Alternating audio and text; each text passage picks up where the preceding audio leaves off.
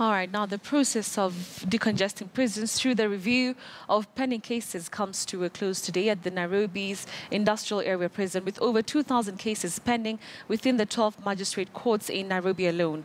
The exercise is meant to decongest prisons as well as expedite the hearing and determination of cases that have been pending in court. Now, will the review of the pending files ease congestion at Nairobi's biggest correctional facility? On the show this morning, like I mentioned, we want now to link up with the Secretary of Public Prosecutions, Dorcas Odour, to give us a progress report on the exercise, which began on Tuesday this week.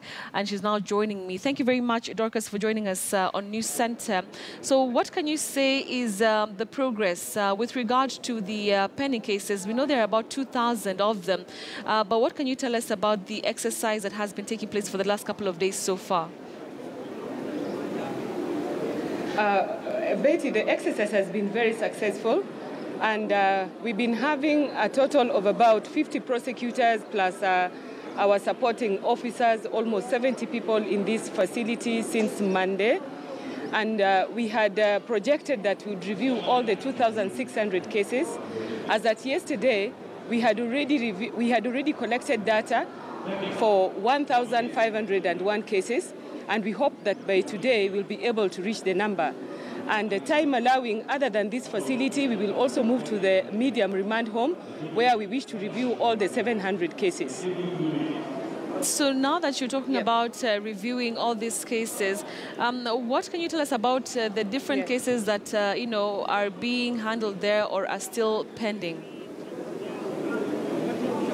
Okay, so far we have collected data for 1,501 cases. Mm-hmm. We have been able to analyze about 650 of them. Mm-hmm. And a casual look at the 650 reveals that 92% of the people in these facilities are here because they cannot afford bail terms. So out of the 650, 578 have bail or bond, but they are unable to raise the cash bail or to secure the bonds. All right, so now just looking at that number. Just continue. And then we have also found that the majority of the people in this facility are aged between 25 and 30. And so far from 650, 28% are that age bracket.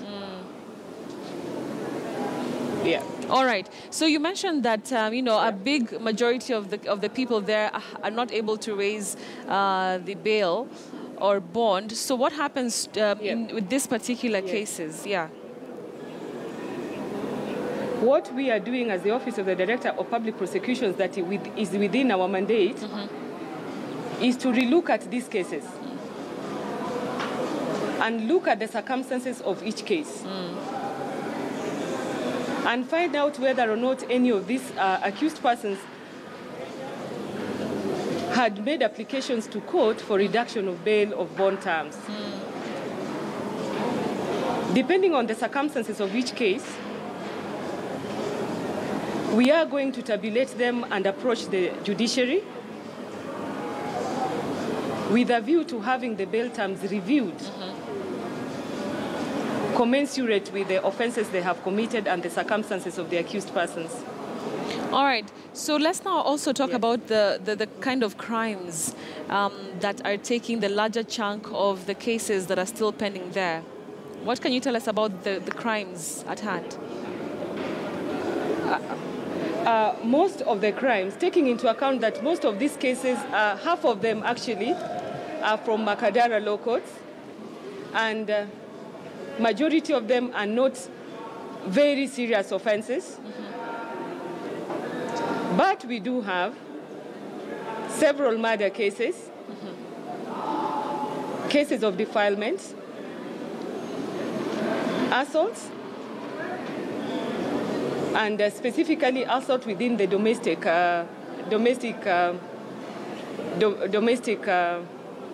atmosphere.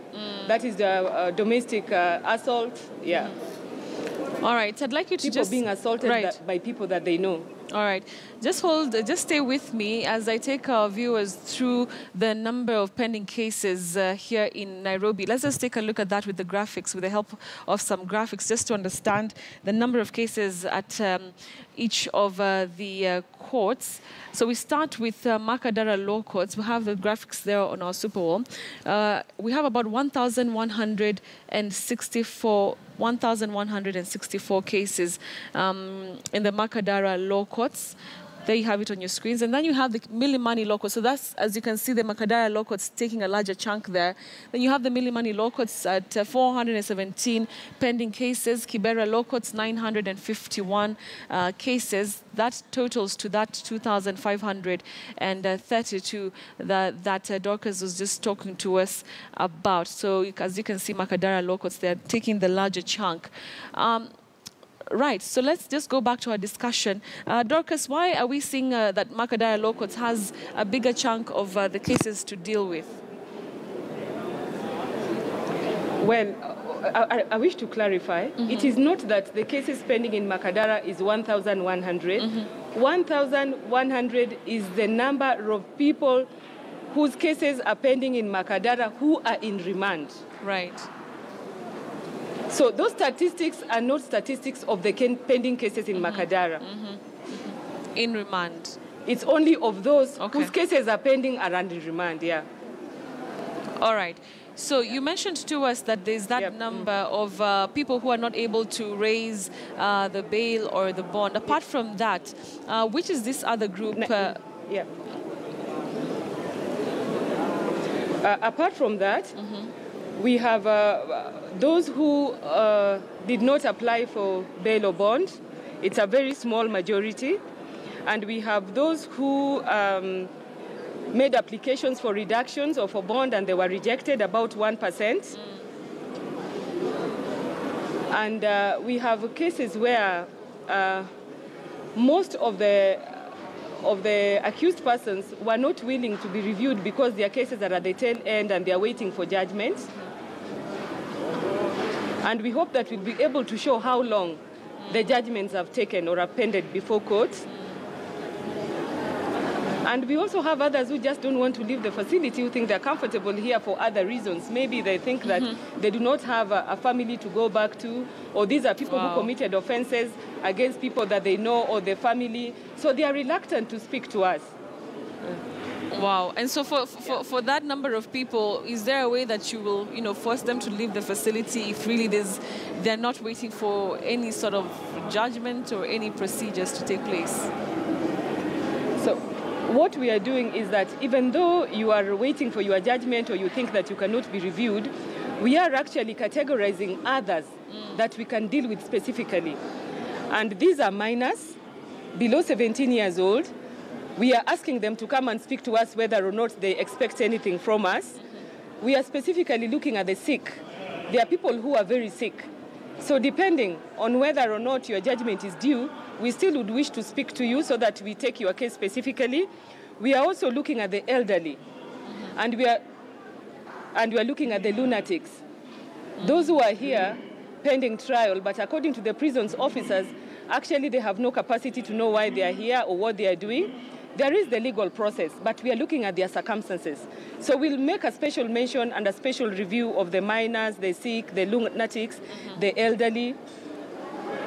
We have cases where the complainants had gone to court wanting to withdraw, but because of the processes, they've not been allowed to withdraw. Right. We will specifically look at those cases. And also we have cases where people are ready to change their plea. We'll also look at those cases and let them go through the due process.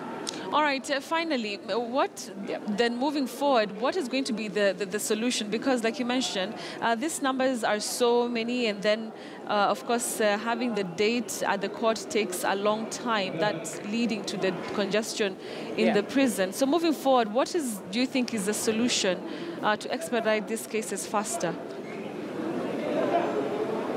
Although what we are doing now, to finalize these cases, we can only do what is within the mandate of the Director of Public Prosecutions, and that is to review the cases, withdraw those which ought not to be in court, because we also agree that some people are here and they ought not to be here.